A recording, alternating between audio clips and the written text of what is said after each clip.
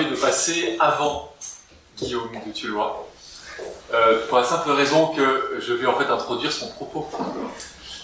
Donc, par ordre chronologique d'exposé, c'est plus préférable de commencer, d'anticiper, puisque je finis ma présentation avec la mention de l'UNESCO, en fait. Donc, ça pourra directement enchaîner avec l'UNESCO. Donc, on va quand même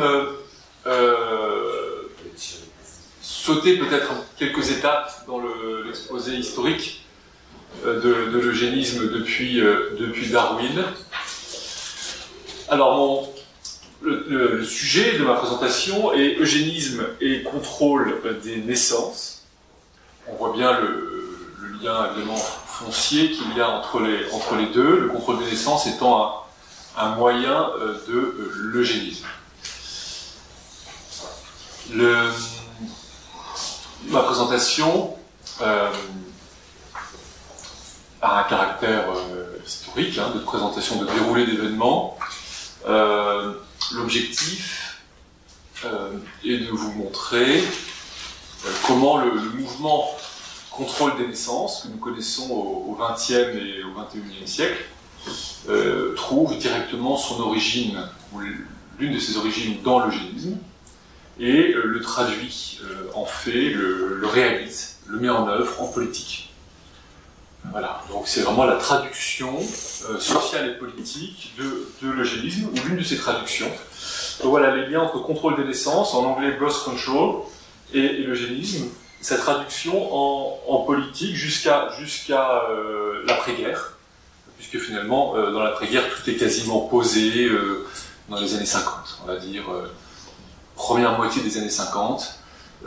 L'eugénisme se transforme, revêt divers discours, et puis se traduit en politique publique internationale de contrôle des naissances, qui ensuite lui-même est spécifié, mis en œuvre dans les États, sous forme de promotion du contrôle des naissances, encore une fois, en particulier de la contraception, et ensuite des moyens technologiques, une nouvelle fois de sélection artificielle sur des bases biologiques des êtres humains. Donc je voudrais vous montrer comment eugénisme et contrôle des naissances se sont unis et se sont traduits. Sachant que, préalable de mon exposé, vous dire que donc l'eugénisme, c'est bien connu, la notion d'eugénisme a été développée donc au XIXe siècle par Galton, qui est un proche de Darwin. Darwin, dans son livre sur l'évolution, a été tout de suite reçu par quelques philosophes, quelques penseurs qui avaient déjà développé avant lui donc une idée, on va dire de l'évolution, enfin de la sélection plutôt, de la sélection et de l'amélioration. Donc cette pensée darwinienne va être politisée rapidement, on va dire, inscrite dans une perspective sociale, et elle va aussi compléter le discours de Malthus. Voilà, donc il y a une complémentarité entre la pensée de Darwin et celle de Malthus, qui tend à traduire cette vision de l'homme, cette découverte de l'un des ressorts de l'humanité en politique publique. Voilà, l'idée, c'est que Malthus et Darwin donnent les clés de compréhension de la société, du destin humain, et qu'il faut, une fois qu'on a compris le mécanisme d'amélioration de la société humaine et son fonctionnement, il faut nécessairement traduire cette compréhension en termes de politique publique. Alors le vaste mouvement de contrôle des naissances, donc le birth control que nous connaissons, est donc l'héritier à la fois des mouvements eugénistes, en particulier de la fin du XIXe siècle en Angleterre et en Allemagne, et des mouvements néo-malthusiens britanniques. Les groupes néo-malthusiens sont légèrement plus anciens que les groupes eugénistes et insistent davantage sur le contrôle de la quantité de population comme moyen d'amélioration. Tandis que les groupes eugénistes, eux, visent davantage la qualité. Donc eugénisme, qualité, malthusianiste, quantité. Les contrôles de la qualité et de la quantité sont complémentaires et ont largement recours aux mêmes méthodes. Donc il y a complémentarité et unité de méthode. Les premiers militants néo-malthusiens sont différents des eugénistes, ils se recrutent davantage au sein de l'extrême gauche, parmi les anarchistes et les promoteurs de la réforme sexuelle. Pour les néo-malthusiens, la limitation des naissances serait un instrument de libération, non seulement sexuelle, mais aussi sociale, en ce que le prolétariat fournirait moins d'ouvriers et moins de chair à canon aux classes dirigeantes. Tout comme Malthus a été repris par Galton, les néo-malthusiens ont aussi été récupérés par les eugénistes et finalement intégrés en une seule et même pensée de contrôle tant quantitatif que qualitatif de la population. Contrôle des naissances, tel que nous le connaissons aujourd'hui, au moyen de la contraception et de l'avortement, est un prolongement de celui effectué précédemment au début du XXe siècle et encore après par la stérilisation et le placement en institution ou encore par les différents empêchements au mariage. Seul le moyen diffère. Progressivement, à partir des années 20, le contrôle artificiel des naissances va s'imposer comme instrument d'eugénisme négatif et de transformation sociale. Alors que la stérilisation ne pouvait porter que sur un nombre limité de personnes, eh bien, le birth control, en revanche, peut trouver une application large et davantage volontaire que la stérilisation, qui répond à la fois à une demande sociale et une demande une visée raciale. Tout d'abord, un petit rappel sur les sociétés néo-malthusiennes qui donc coexistent avec et précèdent les sociétés eugénistes. À la fin du 19e, déjà en 1877, une société malthusienne est fondée à Londres par Charles Drysdale et Alice Vickery. Et cette société choisit comme devise la qualité, pas la quantité. Alice Vickery a fait ses études de médecine à Paris et elle a promu déjà une vision libertaire de la sexualité, amour libre et limitation des naissances comme moyen d'émancipation des femmes. Elle est aussi l'une des premières membres de la Société eugénique britannique. Donc d'emblée, on va dire une co-participation aux deux mouvements.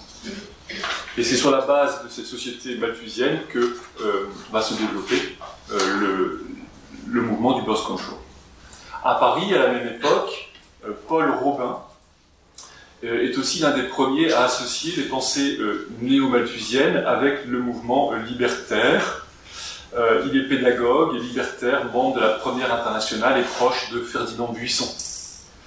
Il a découvert les idées néo-malthusiennes à Londres, où il a dû s'exiler après la Commune de 1870. Il a rencontré le couple Drysdale et Vickery, et il participe à leur militantisme de retour en France. Il a appliqué les méthodes anarchistes d'engagement de militantisme, et déjà créé un centre de consultation et d'importation illégale de contraceptifs depuis le Royaume-Uni. Il fonde en 1886, une ligue pour la régénération humaine. Son discours est simpliste, il est anarchiste, il s'adresse aux classes populaires, il leur recommande de faire la grève des ventres, d'éviter les grossesses non désirées, dixit, et recommande aux pauvres de faire comme les riches, à savoir de limiter leur progéniture. Paul Robin, en 1902, introduit aussi les thématiques de l'amour libre, du plaisir, de la liberté de procréation. Donc il est en cela opposé, dit-il, à la chasteté, la pureté, qui seraient les derniers lambeaux les plus résistants à la destruction des doctrines métaphysiques. Il oppose une morale nouvelle qui est basée sur la connaissance des lois physiologiques, la satisfaction des besoins corporels, intellectuels et affectifs. Il estime que la liberté de la maternité est la condition essentielle de la liberté de l'amour. Donc on voit bien une vision, on va dire, libertaire, déjà de réforme sexuelle, qui est associée à une conception malthusianiste de la procréation. Mais il est aussi eugéniste. Alors on trouve aussi chez lui, comme c'était souvent le cas à l'époque, des citations extrêmes. Il estime que les chauves, les sourds, les malvoyants, les myopes, les presbytes, ou encore les personnes à odorat imparfait, à nez souvent bouché, ultra muqueux, facilement enrhumées, à poitrine étroite et poumons exigus, que tous ces résidus d'une fausse civilisation devraient être impérativement les derniers de leur pauvre race.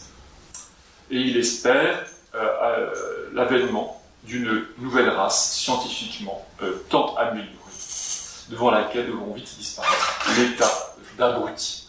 Donc on voit bien tout la verve de ces anarchistes de la fin du 19e et leur vision un peu utopique, encore une fois.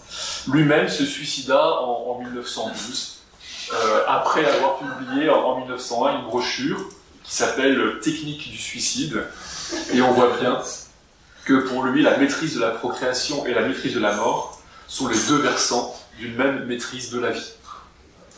Voilà, donc on voit là dans ce terreau néo-malthusien et libertaire, d'extrême gauche, l'une des sources du mouvement du contrôle des naissances, du birth control. En 1900, Robin organise à Paris un premier congrès néo-malthusien. Il invite notamment l'américaine radicale Emma Goldman, qui va ensuite beaucoup inspirer la fondatrice du planning familial, Margaret Sanger. Il fonda à cette occasion une fédération universelle de la régénération humaine. Le Britannique Drysdale est présent. Cette internationale va poursuivre son activité encore jusque dans les années 1930, avant d'être progressivement absorbée par l'eugénisme, par les mouvements eugénistes et les mouvements de birth control.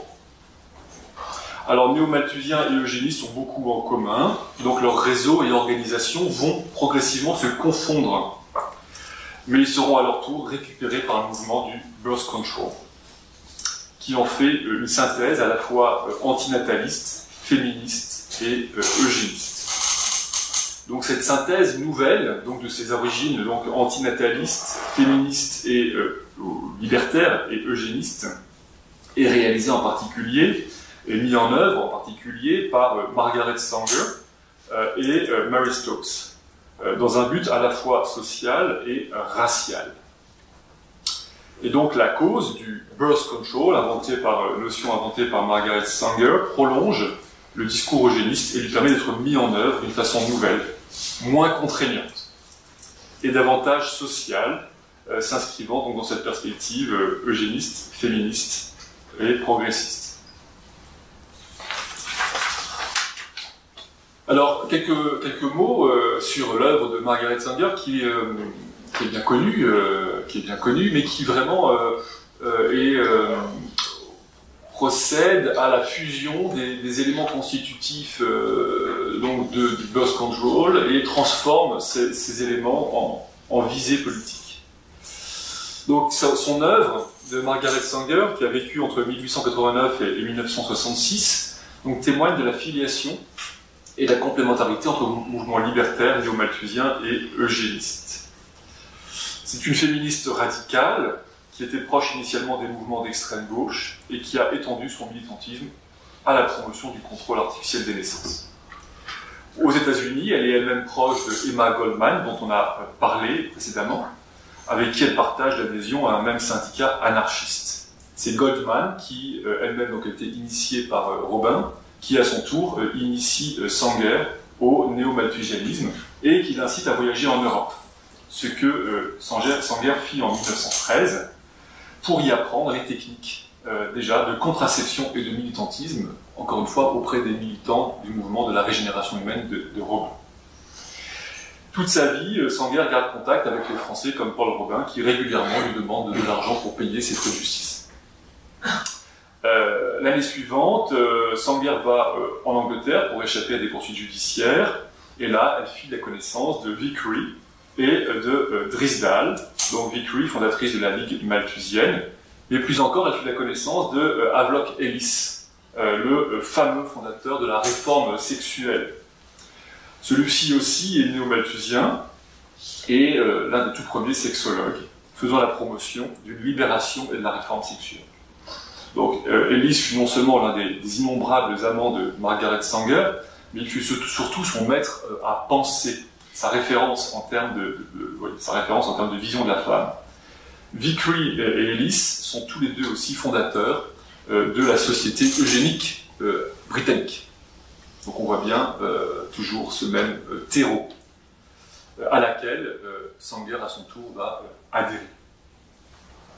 À son retour à New York en 1916, comme Paul Robin, elle ouvre un centre de consultation qui va dispenser des contraceptifs. Puis elle fonde en 1921 l'American Birth Control League. En 1913, alors à partir de ce moment-là, on va dire, elle s'engage vraiment dans un travail en anglais on dit d'advocacy, donc de promotion, de construction institutionnelle, de création d'associations militantes sans fin. Donc à partir de son retour en 1916, vraiment elle s'engage dans la fondation de l'association, d'institutions, de fédérations, et cet effort donc pour imposer le birth control d'abord aux États-Unis, puis plus largement. Sanger reconnaît sa dette à l'égard des néo-malthusiens.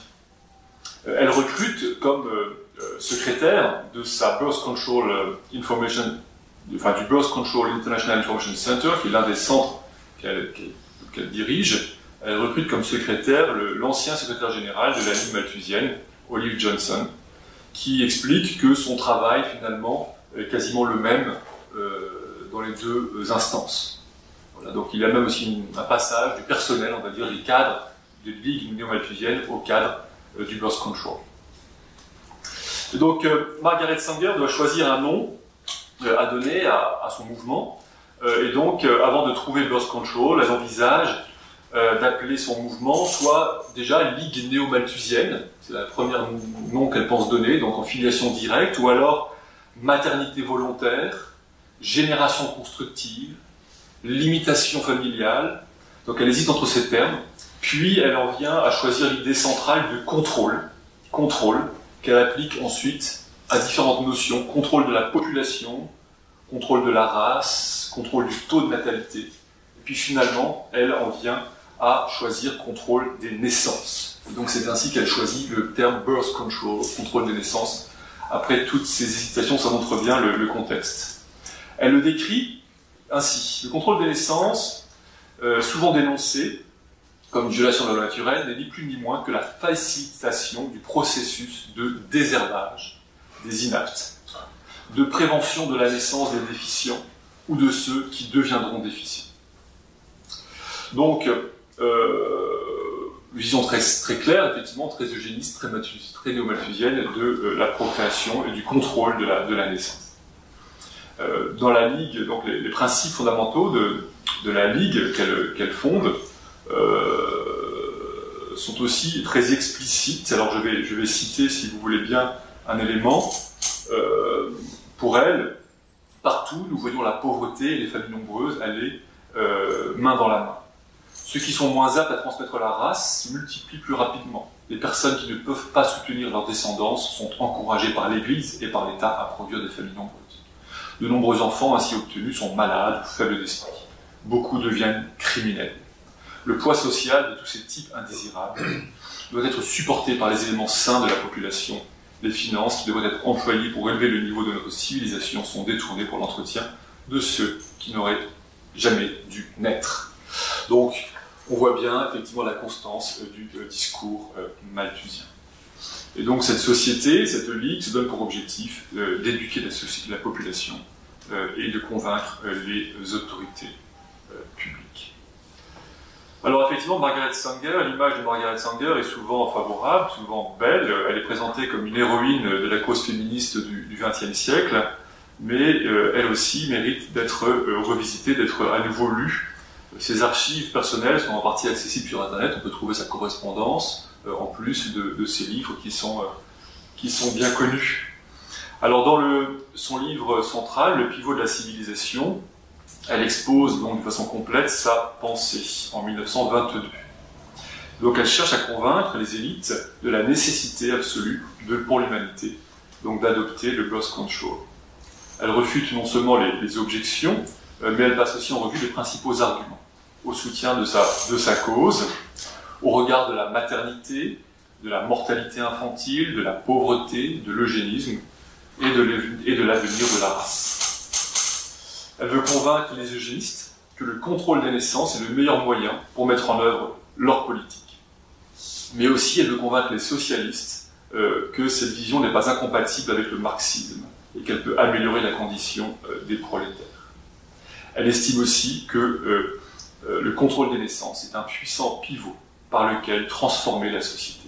Elle est consciente de la capacité du contrôle des naissances à transformer en profondeur la société. Car, dit-elle, le contrôle des naissances tire sa puissance de l'universalité de l'instinct sexuel. Donc son idée, c'est vraiment maîtriser l'instinct sexuel, donc c'est assez proche de la vision de Ellis.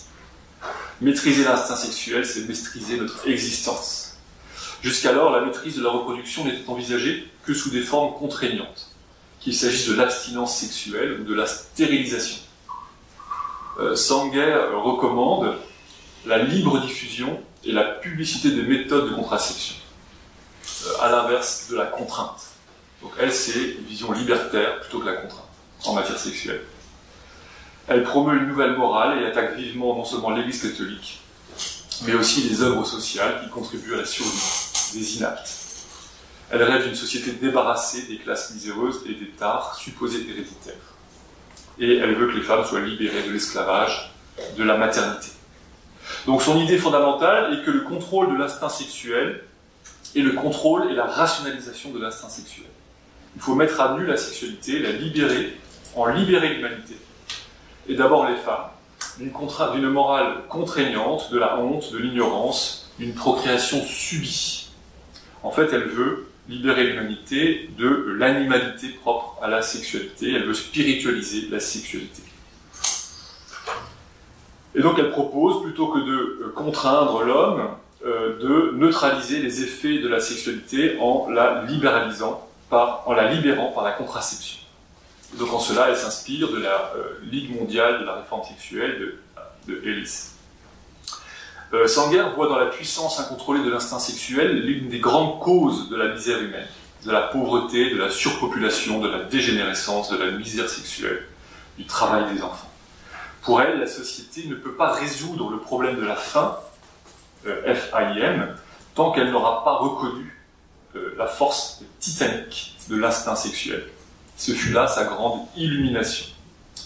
La prise de contrôle de l'instinct sexuel et de notre pouvoir reproductif est tout l'objet du birth control.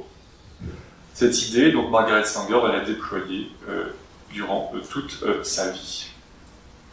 Alors Margaret Sanger est héritière de Malthus et de Galton, davantage que de Darwin. Elle recherche une utilisation quantitative et une amélioration qualitative de la population.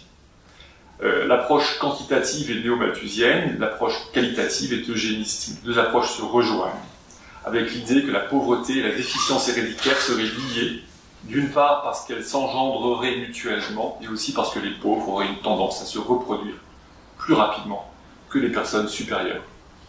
En 1924, elle déclare dans un discours « Il y a deux raisons fondamentales à l'intérêt populaire et croissant en faveur du contrôle des naissances.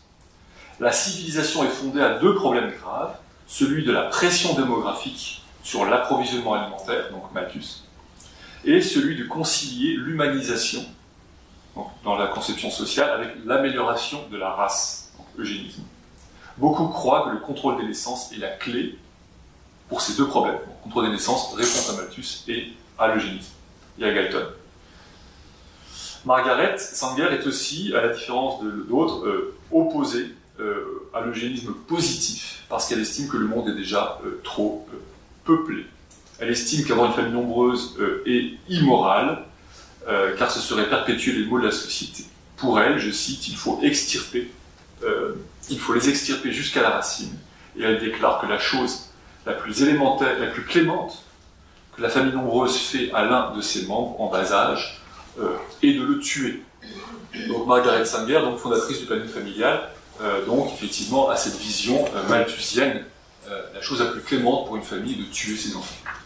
Voilà, donc c'est très explicite. Je pourrais multiplier les citations, c'est souvent un jeu et presque un amusement, mais effectivement, ces textes regorgent de citations. Elle prend aussi position en faveur de, j'y viendrai, quant aux moyens, des moyens les plus extrêmes pour limiter la multiplication de ce qu'elle appelle les inaptes. Donc pour elle, je cite, le contrôle des naissances, le birth control, ouvre la voie à l'eugénisme et préserve son action. En libérant l'instinct reproductif de ses chaînes actuelles, le contrôle des naissances fera une meilleure race. Et elle expose que la propagande en sa faveur est le coin ouvrant la voie aux éducateurs eugénistes. Ce serait la meilleure méthode, la plus véritablement eugénique. Son adoption au sein du programme eugénique donnerait immédiatement un pouvoir concret réaliste à cette science. Alors, quant aux moyens, elle estime que les lois sociales ne permettent pas de régler le problème de l'élimination des faibles d'esprit. Donc là, on voit bien malthusianisme à certains égards, et surtout Galton. Les lois sociales, la charité publique ne permettent pas de régler le problème. Il faut des moyens beaucoup plus forts, moins naturels, consistant, je cite, à prévenir la naissance de ceux qui transmettraient leur imbécilité à leur descendance. Il faut régler le problème à la source. Parmi ces méthodes, elle recommande la ségrégation des femmes et des filles faibles d'esprit pendant toutes leurs années de fécondité, dans des fermes dans lesquelles elles pourraient travailler. Mais elle estime que cette mesure ne résoudrait pas complètement le problème et déclare qu'il faut lui préférer une politique de stérilisation immédiate afin de s'assurer que la parentalité soit absolument interdite aux faibles d'esprit. Pour elle, c'est une mesure, je cite, urgente. Voilà, cette préconisation de la stérilisation contrainte est fréquente dans les écrits de Sanger. Elle recommande aussi l'instauration d'un permis de parentalité, valable pour un seul enfant. Voilà, il faut que j'avance. Donc, Sanger, effectivement, est à la fois libertaire, mais n'est pas du tout libérale. Elle est libertaire, mais pas du tout libérale, elle est pour la contrainte, dans l'empêchement de procréer, et pour la liberté sexuelle complète, de l'autre côté, les deux, finalement, se révélant complémentaires. Alors, Sanger, après avoir fondé ces mouvements nationaux aux États-Unis, a déployé une grande activité internationale pour étendre au monde entier sa vision. Et au point de parvenir, après la Seconde Guerre mondiale, à introduire sa vision, à introduire le mouvement du planning familial au sein de la politique tout à fait officielle des Nations Unies. Un événement majeur est pour elle l'organisation d'une conférence, de différentes conférences en Europe et aux États-Unis, notamment une conférence en 1925, néo-malthusienne sur le contrôle des naissances, auquel participe l'élite de l'eugénisme mondial, le français Vacher de la Pouge, l'américain Loughlin, qui représente le mouvement eugéniste américain.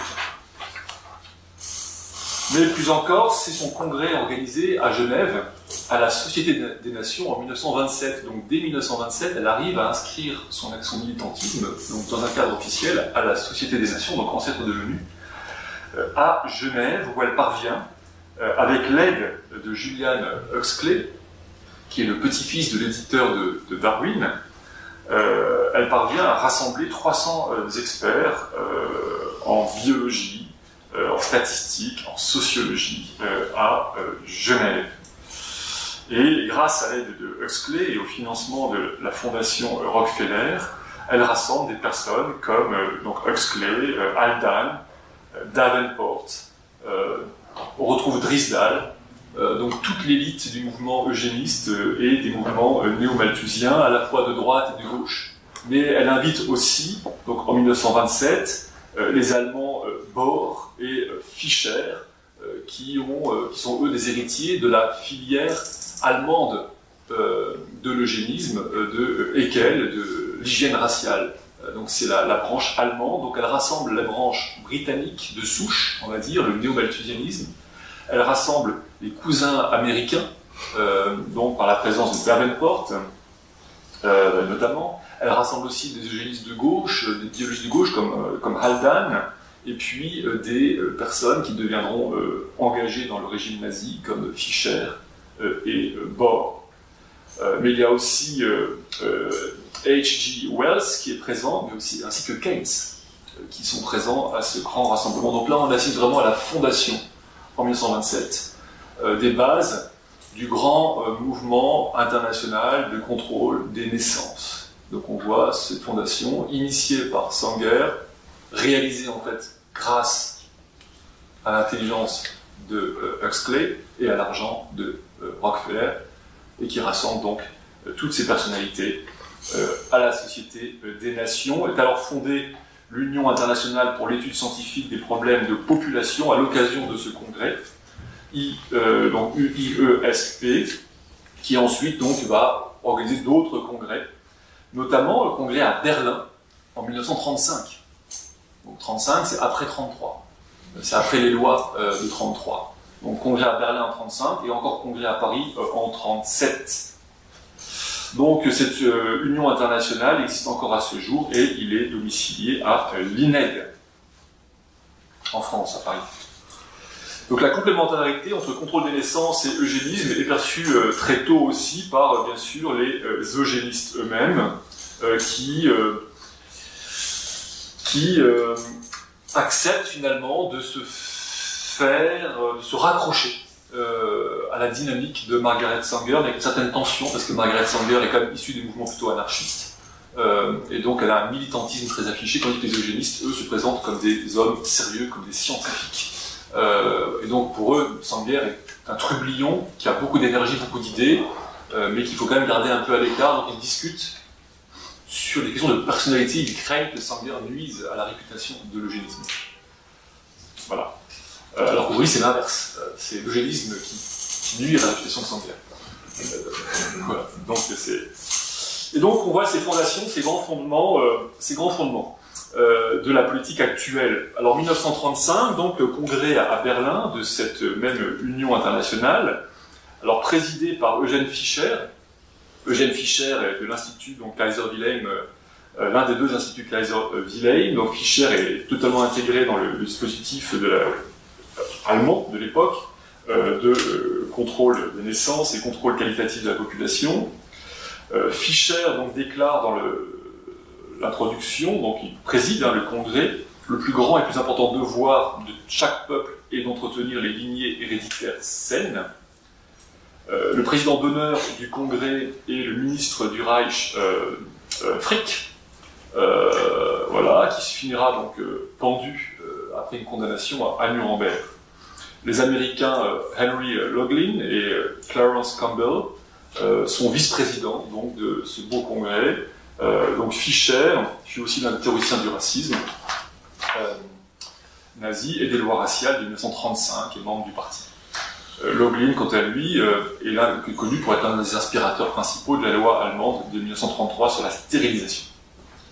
Donc ce congrès réunit des eugénistes, anthropologues, généticiens, démographes. Mary Stopes, fondatrice, on va dire, au Royaume-Uni, un peu comme Margaret Sanger, d'un mouvement important, d'une société importante pour le birth control, est aussi présente.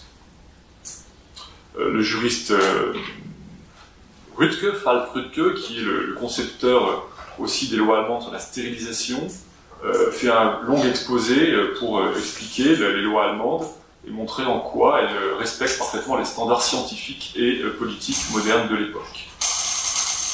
Voilà, donc je pourrais aussi, le temps est trop limité, mais développer un peu ce congrès de 1935 qui est effectivement de Berlin très intéressant pour montrer toutes les compromissions, évidemment, qu'il y a eu à l'époque entre eugénistes américains, britanniques et allemands. Les liens sont extrêmement étroits parce que finalement l'eugénisme a toujours été une utopie et les utopistes rêvaient du jour où un chef visionnaire serait capable de mettre en œuvre leur vision en fait et de dépasser les considérations purement on va dire charitables, faussement charitables. Et donc ils ont trouvé dans le régime allemand un régime qui a la force de mettre en œuvre leur vision. Alors certains ont estimé que le régime allemand allait trop loin, mais pas tous, qui n'était pas assez scientifique. Et dans l'ensemble, ce congrès de 1935 montre vraiment voilà, la compromission, c'est le moindre qu'on puisse dire, de ces différents mouvements, y compris le mouvement de Margaret Sanger, et plus encore, rappelons-nous que ce sont ces congrès qui sont fondateurs de la politique des Nations Unies actuelle, au plan historique, hein, en matière de contrôle des populations, contrôle démographique. Alors, après le congrès de 35 à Berlin, congrès de 37 à Paris. À Paris. Donc là, elle est présidée par le français Landry. Et il participe une nouvelle fois, donc, une délégation américaine, une délégation aussi allemande. Le docteur Ritter fait un exposé sur les tziganes d'Europe centrale, les qualifiant de genre humain, primitif, inapte au développement. De façon intéressante, il y aurait une recherche à faire. Un observateur français de l'époque écrit dans une revue qui s'appelle Race et Racisme, du bulletin du groupement d'études et d'information d'avril 38. Il écrit « Cela suffira à justifier scientifiquement l'élimination complète d'une population asociale, ce qui, traduit de l'allemand en langage clair, veut dire l'extermination pure et simple. Le procédé, toujours scientifique, sera la stérilisation des enfants tziganes. » Et donc, voilà, 1938, un Français, dans une revue, donc Race et Racisme, très lucide sur les conséquences de cet eugénisme, traduit en langage clair. Donc les Allemands sont très présents, encore une fois, je ne vais pas insister. On trouve Eugène Fischer, donc, qui fut le nazi, qui fut aussi le mentor de Mengele, donc ça c'est des choses bien... Voilà. Ernst Rüding était vice-président du congrès de 1937, qui s'est réalisé donc en France, à Paris. Donc avec un tel passif, évidemment, cette Union internationale pour l'étude scientifique des problèmes de population fut dissoute après-guerre et aussitôt refondée en 1947 par son même ancien président, le français Landry. En 1947, on refonde finalement l'Union avec la même personne.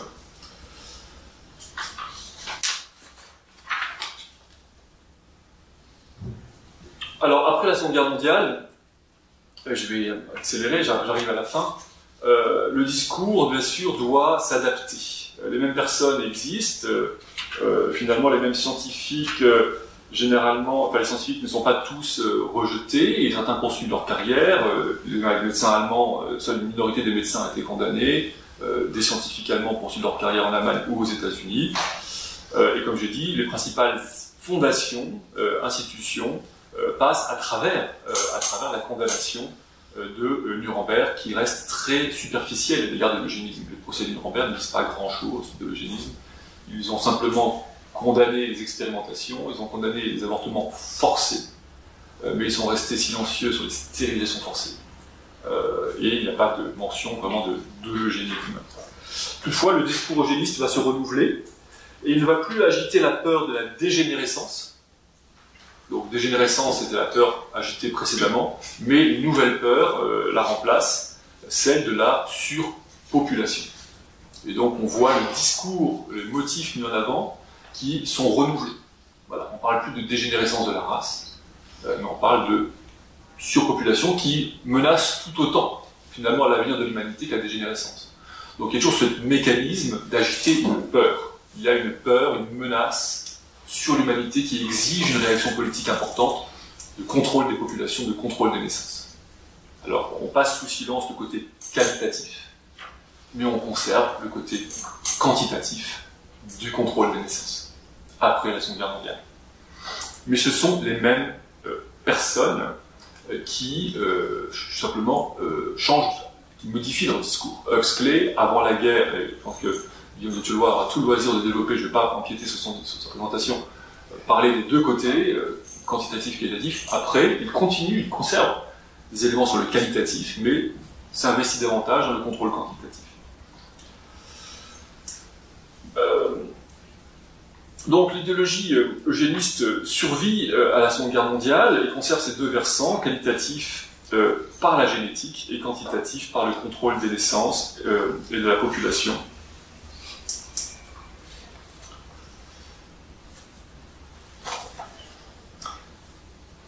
Et principalement donc par la mise en œuvre d'une politique démographique. Alors l'idée d'une menace de la surpopulation exige une politique démographique, de contrôle démographique, en particulier orientée à l'égard ou à l'encontre des populations les plus pauvres, les moins développées, qui menacent de submerger par la démographie l'élite plus développée qui est moins nombreuse. C'est ça l'idée fondamentale. Cette menace aussi de surpopulation a aussi l'avantage d'être mondiale et donc de pouvoir révéler une solidarité de l'humanité à une époque qui veut fonder l'universalité de la conscience humaine. Donc après la Seconde Guerre mondiale, l'idée qu'il y ait une menace globale, une menace universelle sur l'humanité, est aussi utile en ce que c'est un soutien à la mise en place d'une politique mondiale qui dépasse le cadre national. Cette politique démographique est donc alimentée par la peur de la surpopulation, de la famine, des conflits liés à l'accès aux ressources, et donc offre un nouveau principe universel dans la perspective du développement et de la paix. Ce principe d'union universelle est à la fois areligieux et apolitique. Il est purement matériel, scientifique. Et donc l'évolution, le monde, l'univers vont devenir des entités majusculaires dans le milieu évolutionniste. On va les appeler, les écrire avec une majuscule. On va les personnifier. Donc on voit aussi, par la question de la population, de la démographie, un mouvement vers les considérations de l'environnement. Voilà. La démographie met en danger l'environnement, et souvenons-nous que l'écologie, la prise en compte de l'homme dans son environnement, c'est aussi partie de ce terreau idéologique, puisque la notion d'écologie, je crois que c'est Haeckel qui l'a inventé, qui l'a conçu. Haeckel, disciple proche de Darwin, et on va dire confrère du grand-père de Julian Huxley. Donc cette idée que l'homme est un animal dans un environnement, elle est effectivement cette idée naturaliste, finalement.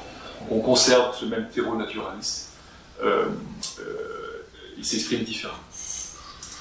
Donc on observe, après la guerre, toute une série de changements d'appellation. Les associations, par exemple la Société eugéniste américaine devient la Société pour l'étude de la biologie sociale. La Société eugéniste britannique devient l'Institut Galton. Les revues aussi changent de nom, mais existent toujours aujourd'hui. Donc il y a simplement effectivement un renouvellement du discours et des appellations. Dès l'après-guerre, et là on voit les fruits du travail de 1927, de ce congrès, eh bien les Nations Unies adoptent la vision politique du contrôle démographique.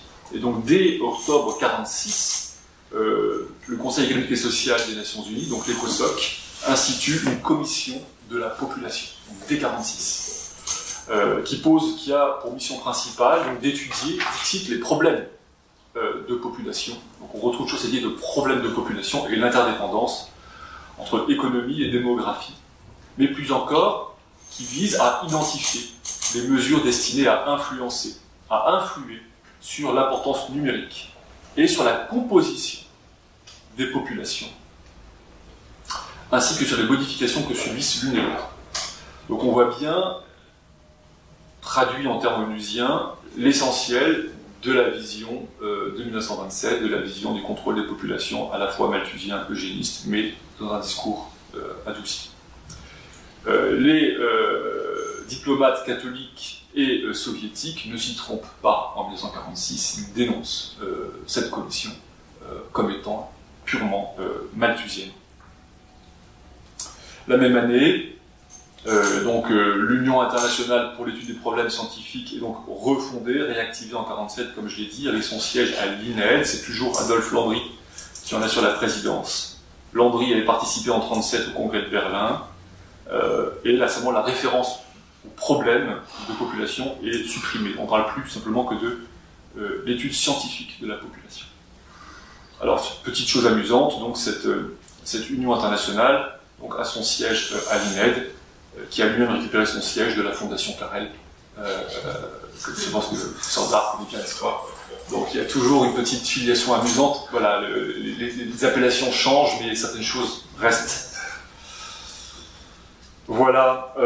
Alors, même époque, et là je céderai la parole à à Guillaume de Thieulois, donc Julian Huxley, 46, nommé directeur général de l'UNESCO. Il a cette vision également utopique, prométhéenne, de refondation évolutionniste de l'humanité. 48, Margaret Sanger organise de nouveau un congrès international sur la population, en Angleterre cette fois-ci. Encore une fois, globalement les mêmes personnes, les mêmes financements par Rockefeller, et toujours fidèle à la rhétorique eugéniste. On annonce que l'on parlera donc à ce congrès, dans la fiche de présentation, de la stérilisation pour aider à réduire le nombre d'inadaptés désespérés, qui épuisent encore plus nos ressources, qui remplissent nos asiles et nos hôpitaux jusqu'au débordement. Présentation officielle du congrès de 48. Donc après la guerre, autant dire que le discours n'a tellement changé. L'idée qu'il y a eu une rupture brutale et fausse. Même personne, on l'a changé un peu. On a un peu adouci, mais l'agenda reste le même. On pénètre les institutions. L'ONU, dès 46, a sa commission. Sanger continue en 48. Son congrès de 48, auquel participe quand même le directeur général de l'Organisation des Nations Unies pour l'alimentation et l'agriculture, qui fait un exposé très malthusien sur ressources alimentaires et démographie. Je vous passe les citations qui, encore une fois, sont tout à fait intéressantes. À l'issue de ce congrès, encore une fois, fondation d'une institution, le International Planned Parenthood Committee, le comité international de planning familial, qui se donne pour mission de développer le planning familial dans le monde. Ce comité est hébergé et financé par la Société eugéniste britannique. Donc tout se tient toujours. Effectivement, rien ne change vraiment. Cette société deviendra ensuite, en 1952, la Fédération internationale du planning familial. Huxley, qui accompagne toujours Sanger dans ses efforts, qui est un peu l'éminence grise, je pense, derrière Sanger, en tant que directeur de l'UNESCO, recommande aux Nations Unies de s'engager dans une politique de contrôle des naissances, d'organiser un congrès international. Ce congrès eut lieu à Rome en 1954, sous les auspices des Nations Unies, organisé par, encore une fois, l'Union internationale pour l'étude scientifique de la population. Donc on retrouve les mêmes acteurs, mais organisé sous l'égide de l'ONU, et rassemble encore une fois des représentants des gouvernements, des démographes, etc. Donc on voit bien là l'institutionnalisation de l'engagement, de la réussite de l'institutionnalisation de l'engagement militant du mouvement de contrôle des naissances grâce au soutien de l'élite eugéniste d'avant-guerre. Voilà, et ensuite, d'autres conférences auront lieu, donc après cette conférence de Rome, conférence de Belgrade en 65, de Bucarest en 74, Mexico 84, et la fameuse conférence du Caire de 1994 sur la population et le développement, qui a produit le programme d'action du Caire sur la population et le développement, qui est la base de la politique internationale en matière de contrôle démographique. Donc on voit bien, voilà, toute la filiation qu'il y a depuis les mouvements eugénistes, les associations eugénistes, les mouvements néo-malthusiens, la récupération par le mouvement du contrôle des naissances, sa transformation politique publique par l'activisme d'abord, puis par le soutien de personnalités du milieu eugéniste, qui était un milieu scientifique beaucoup plus élitiste que les anarchistes initiaux des mouvements néo-malthusiens, et la réussite dans la transformation de ce mouvement sous l'appellation de démographie. Question démographique, mais en fait, la démographie. Lynn Eld, d'ailleurs, héritière de Carrel, mais donc il y a effectivement cet héritage qui est direct, et aussi des persistances voilà, dans ce milieu. Voilà, je vous remercie.